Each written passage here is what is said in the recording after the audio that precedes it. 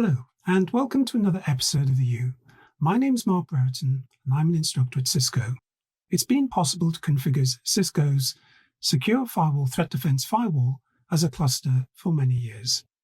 Initially, it was only possible to configure clusters in some of the high-end devices, like the 4100 and 9300 series. More recently, it's been possible to configure clusters on additional firewall types, as well as virtual firewalls. This episode is not an in-depth analysis of clustering. Instead, it's taking a look at how to configure clustering in a private cloud, namely a VMware, using a VMware hypervisor. Now, in this episode, this is part one of a series. In this part, I'm going to show you how to configure the cluster and then just do some initial tests. In a later episode, I'm going to take this cluster and show you how to configure the IP addresses as well as enable OSPF and do some checks on that. Before I start the demo, let me just introduce you to the demonstration environment. So in this environment, there is a pair of routers, CSR1, CSR2, which are connecting to local networks, a 1-3 network for CSR1, and a 10 network connected to CSR2. CSR1 and CSR2 already have OSPF enabled. This demonstration isn't going into depth on CSR config. The bit in the middle is where we are going to configure a 2-node cluster consisting of one firewall called FTDA and the other one called FTDB. Now, these two firewalls are already registered with the management center, but as individual devices. We're going to log into the management center in this demo and use the Firewall Management Center to construct a 2-node cluster from those devices. When we do that, one of the devices is what's called a control node. A cluster may have more than 2 nodes, but there is always a single control. All other nodes in the cluster are data nodes. If we did add additional nodes, they would become data nodes. If something happens to control node, there is an election process where basically a data node with the highest priority gets elected. You assign the priorities as you register a node with the cluster. One of the things we'll see in this demonstration is that you do have to create a cluster control node between the devices. Now, when you do that in a private cloud, you basically have to make use of something called VXLAN. With physical clusters, we make use of Ether channels. In private cloud, that isn't a possibility, so instead we make use of VXLANs. With the VXLAN, you make use of a layer 3 network to tunnel layer 2 traffic, which we'll be seeing in the config. Now, the part about configuring the IP addresses I'm going to discuss in the second part of this series. So the part about IP addresses, I'm going to skip that for now, but that will be discussed in part 2, which hopefully you want to see if you enjoy this part. Okay, so let's look at the order in which we're going to do things. In this part 1, as I said, we're going to establish a 2-node cluster, and then we're going to examine some of the key features. So let's get going with this. If I take a look at a host connected to the CSR1 router and try and ping a host connected to CSR2, you can see that that isn't working currently. And take a look at CSR2, and first of all, take a look at the interface settings. So you can see that they match the network.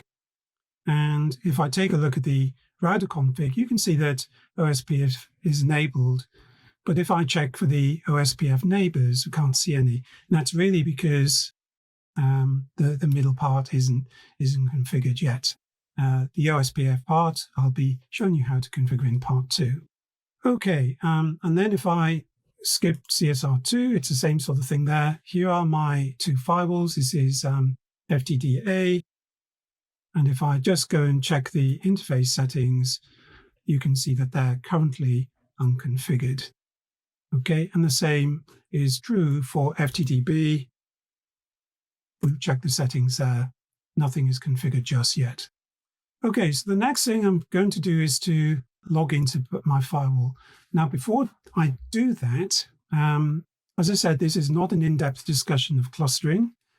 If you want a more comprehensive look on the Cisco website, there are configuration guides, one of which is the Management Center Config Guide. And in this, the device operations section of this guide, you can see that there's some sections for clustering. Now, this demo is specifically for a private cloud, okay, which you can see there. But there are also sections for the other types of cloud where there are some differences of 3142, public cloud, and the 419300 series. Another source I would recommend is on the web. Cisco have this Secure Firewall Essentials Hub, and you can see just like the config guide, there are different versions. I'm using 7.4 in my demonstration, so that's one I've selected here. And in this Essential Hubs, you've got the same sort of thing where you can select the version you're running. Now, in the list of features, and view more features, and scroll down, you can see that there's a nice section here on virtual firewall clustering. So lots of nice information here. This video does direct you to one of Cisco's YouTube channels, one for the Cisco Secure Firewall. I recommend you take a look at that. In the 7.2 release, when virtual clustering was first introduced, the team at Cisco, when a new release, they provide some video and information about new features. And that was when this clustering for virtual, for cloud-based clustering was first introduced. And there's lots of other useful information there. So here's my management center. You can see it's version 7.4.2. And in the devices menu, I have pre-registered the devices. You do need to make sure for clustering to be successful that you have the same model. So I'm using virtual firewall for VMware. So for my cluster, every node should be that model. They should be running the same version of software, and you should also have the same licenses allocated. You do need a license for each of your firewalls. So now I can go into add the cluster. And when I add the cluster, you give it a name. It's entirely up to you what name you give it. You also have to create a key. That key, it's entirely up to you. And that would be needed if you add some additional nodes.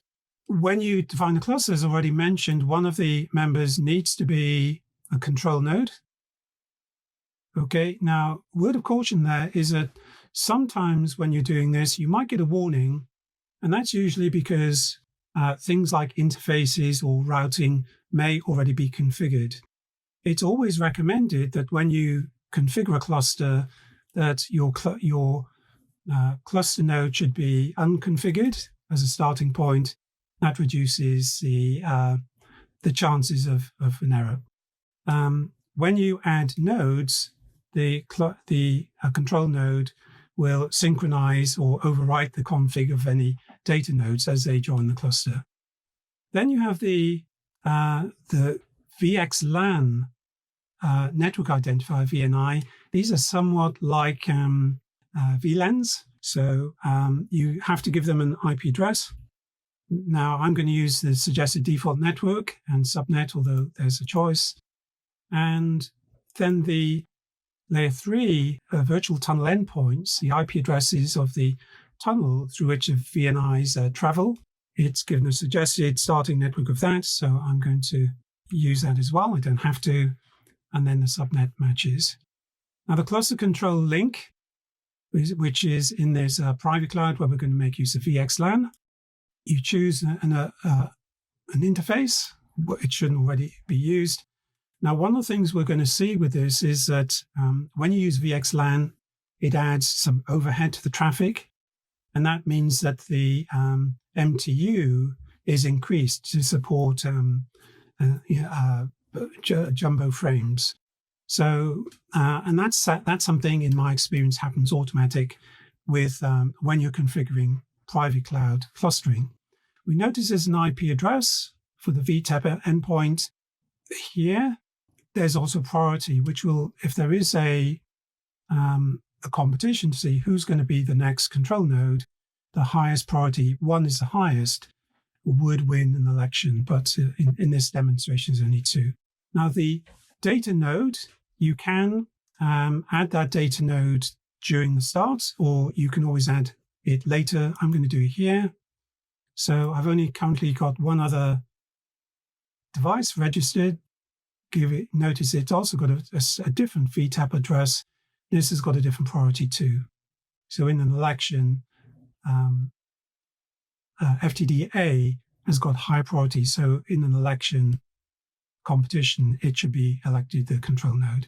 So now I'm going to continue, verify the settings, and then save. And this is going to take a little while to complete.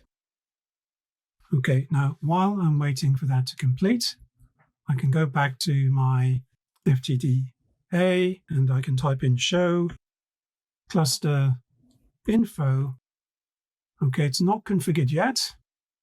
I can also type show running config cluster, enter. Okay, so now that's bootstrapping. So we're going to see some information there. Let's go back to show cluster info. Okay, now you can see it's currently in this election state to see who's going to be the control node. Well, it should win because nobody else is there.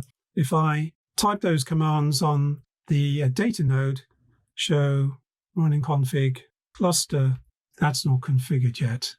So we can see here that this process is taking place.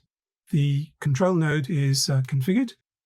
So if I go back and check that, show cluster info, it should say now it's the control node. It says there's no other members at the moment. Go back here, show running config cluster. That's not configured yet. But if I type in show cluster info, okay, so that's in the process of joining. Okay, so it's currently syncing. We're just going to wait a few moments for that to complete. Okay, so now the cluster is formed. So you can see from these notifications that here the control node was configured. There's a green circle with a white tick. And at the bottom, the data node is now a member as well. So that's good. I'm going to dismiss these notification messages. Let's go back and take a look at the data node. And we can see the cluster info and everything is looking good. And we can see that cluster config as well. Now, if I go back to FTDA, and let's take a look at the data interfaces, a couple of things we can notice. One is that we have this GI3. We can see that that's the VTAP interface, the 10.10.4.1, which has been configured. And then newly added is a VNI, kind of like the layer 2, the VLAN type traffic, and that's 10.10.3.1 here. If I take a look at FTDB, the interfaces there, then we've got the 10.10.4.2 and 10.10.3.2 corresponding. Okay, so that looks promising. Now, if I go back to the Firewall Manager, we can see here the cluster is configured. If I click on the ellipsis to the right, this is where I could add a new node. If I wanted to remove a node, I could break the node, which would remove it from the cluster. And then once there are no more nodes left, I'd have this option to break the cluster, which would be that. Okay, but it's usually you would remove a node first of all. Also, if I click on the ellipsis, there's this very useful thing called cluster live status. In this, it shows us a node and the control node and data nodes. You've got the ability to ping, to check connectivity, ping the CCL. You've also got this option here. So next to each node, there's this disable node clustering. If I disable clustering for the control node, it's still a member. It just stops it clustering for the time being. It's like a temporary thing. and then that would force an election between the remaining data nodes. You'll notice in the data node, the ellipsis, here you've got the change role to control, but it's usually recommended if you want to change to control, it's better to disable the control node rather than configure the control node to do that. And you can influence who becomes the new control node based on the priority settings. Okay, if you edit the cluster, then you've got this cluster tab. In the general settings, you can view the cluster live status once again, just as we saw previously. And you've got all these settings that we saw before. Let's close that. In addition, you have this troubleshooting command, which is really useful. And if you click on this CLI, if you're new to clustering, it provides you lots of very useful information. So commands you can run from the command line to get information. I've already run that show cluster info, but you can see output of other clustering commands as well. Very useful. You can do that not just for the control node, but any node. You can do that as well, and just do a refresh, and you can see the output from other nodes as well. Very handy. There are some other configuration settings. Cluster health monitoring. Don't really have the time to go into detail there, but you can look up the documentation for that. If we take a look at the interface settings, here we can see that VTAP interface, which is for the tunnel endpoint. And if we inspect that, you can see here that the MTU has been increased to 1654. If I take a look at other data interfaces, you can see the default MTU is 1500. Okay, so we've got that. And here you can see the individual devices that make up that cluster. You've got FTDA and FTDB. If we go to device management, some other thing you might find helpful is that you can go one of the well-known tools for troubleshooting Cisco Secure Firewall is the packet capture. And if you wanted to inspect in more detail what traffic is being sent over that control node, actually, let me just clear the buffer. Okay, so you can actually add a capture. I've actually done one here. I'll just talk you through it.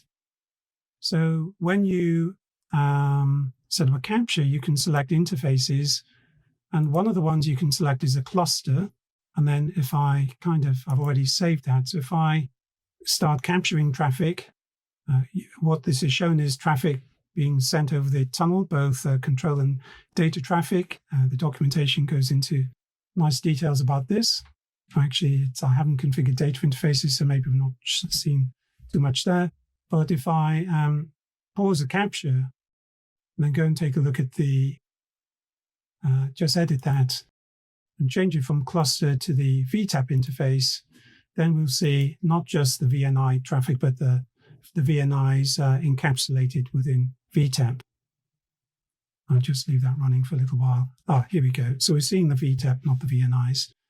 And then if I view that in tree view, you can see the 10.4 traffic. And then if you inspect this inside, it contains a 10.3, or it will if I'm sending that traffic.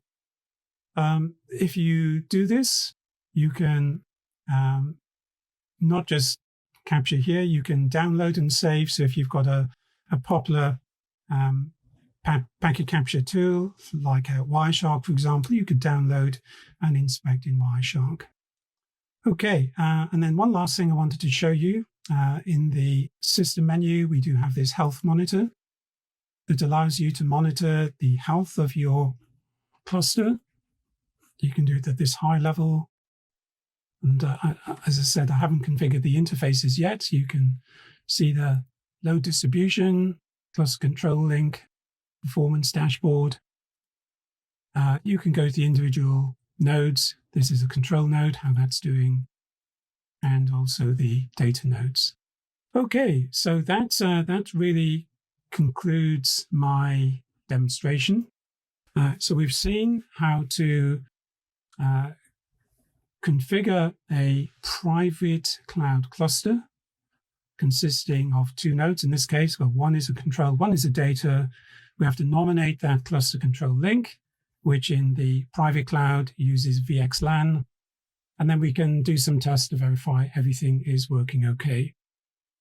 So that's really the end of this part of the demonstration. If you like it, you might see the part 2. And in part 2, I'm going to show you how to configure these data interfaces and enable OSPF and check everything's working. Thank you for watching.